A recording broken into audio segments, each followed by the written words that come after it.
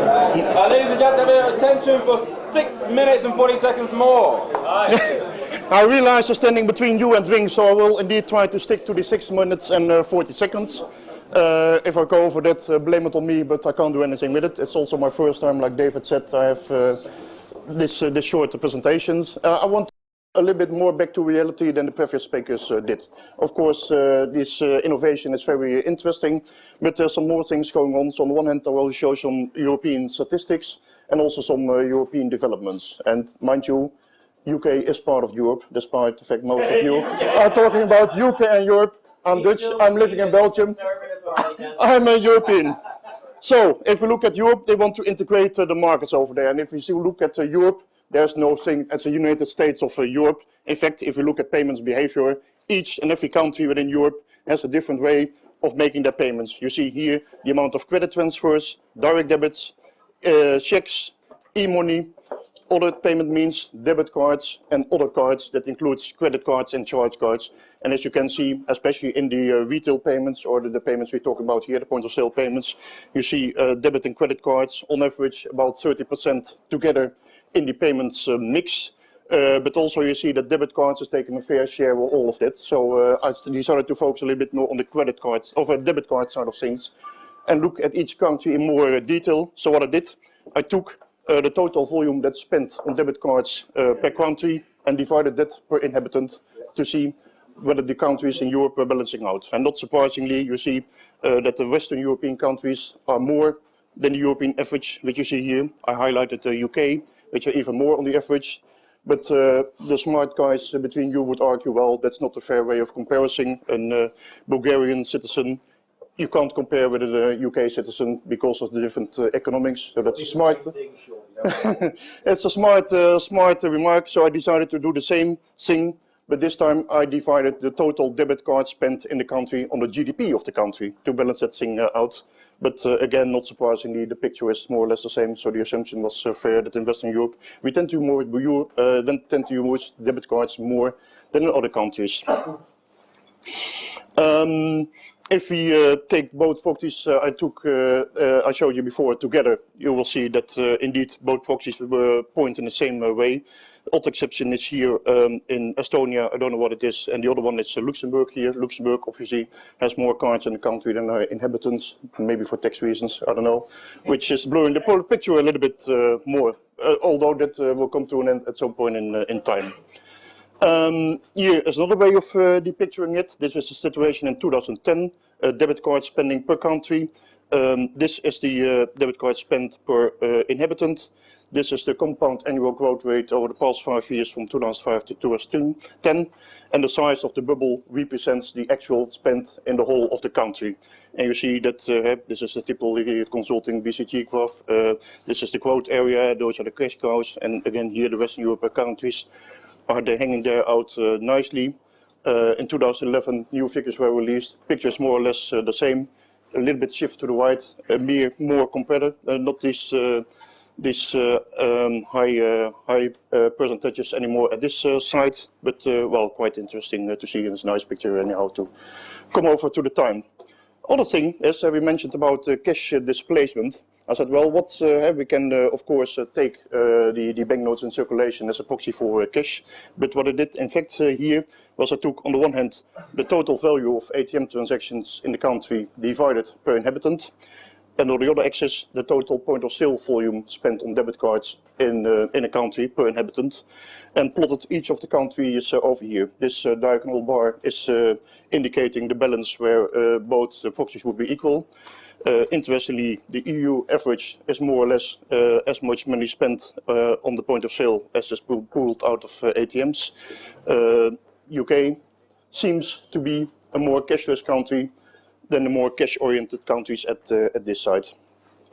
So if you look at UK and Europe in more detail, I took the historic chart of it, starting in 2000 and moving onwards.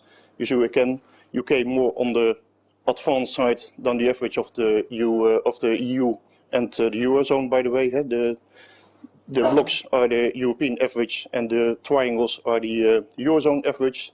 The UK, although making some strange movements over there, is still moving towards the cashless more cashless side of things. However, the last few years, cash seems to be there to stay. I don't know whether previous speaker is, but apparently the statement might be quite right that we might lose on cards earlier than on the cash thing. Enough statistics, some regulatory developments. It also impact the payments industry, not only innovation, but a lot of things that will impact the payments industry in Europe and also in the UK. For example, PSD2, you are aware the Payment Services Directive is currently under review. Results should have been announced last year already, but as mostly with those European institutions, there is some delay. Latest rumors have it that it might be in April. We're not sure about that, but we're sure that will certainly impact our business one way or another, and a lot of work to do from that. The next word coming up is SEPA, obviously. That's a little bit more far away from you in the UK, but the single euro payments area is still there yet. Especially on the card side, a lot of developments need to be done. For credit transfers and direct debits, we have implemented the product. And we have even established an end date for that. I think that's the next one that should show up. There you are. Early 2014, all European payments should be replaced by direct debits and by credit transfers. Some of the countries are nearly there. Other countries have a lot of work to do before they're getting to that point in time. So also that's a regulatory development that's impacting the world. SCF stands for SEPA Cards Framework.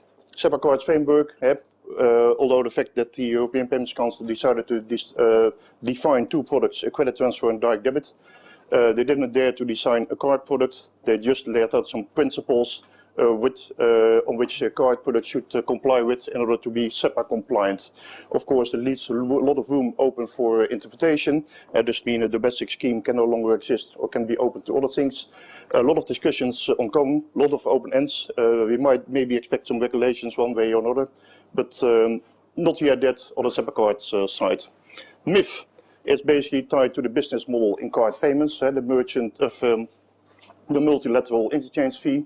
As you are aware, it's under scrutiny by the European regulators. Visa and MasterCard have been forced to lower their fees. And although MasterCard has appealed the latest decision of the European Court of First Instance in Luxembourg, I think at some point in time the last resort will declare interchange as illegal, and most of the remaining interchange levels, because the current multilateral interchange fee agreements are applicable to cross-border transactions only.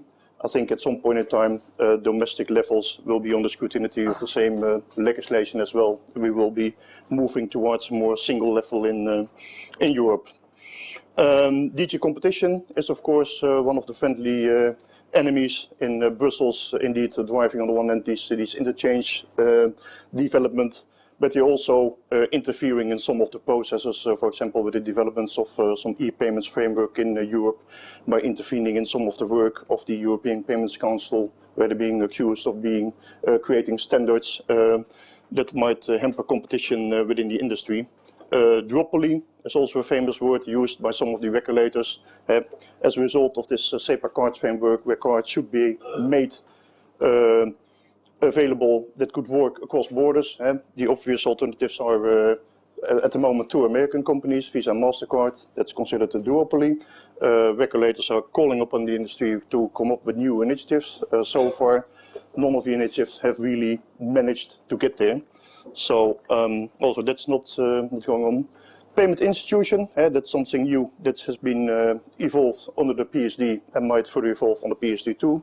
These are new entrants entering the market, might start to compete with banks, and we see even PSPs switching into a payment institution, and some of these payment institutions are even applying for own licenses at Visa and MasterCard to become in fact de facto competitors to the own acquirers of the banks. So that was in a nutshell what I had to say. As you mentioned, for the one hand, for the regulatory developments, timing is of the essence. You have to prepare for it. And for me, it's a great relief to be finished with this one. So thank you very much for your attention.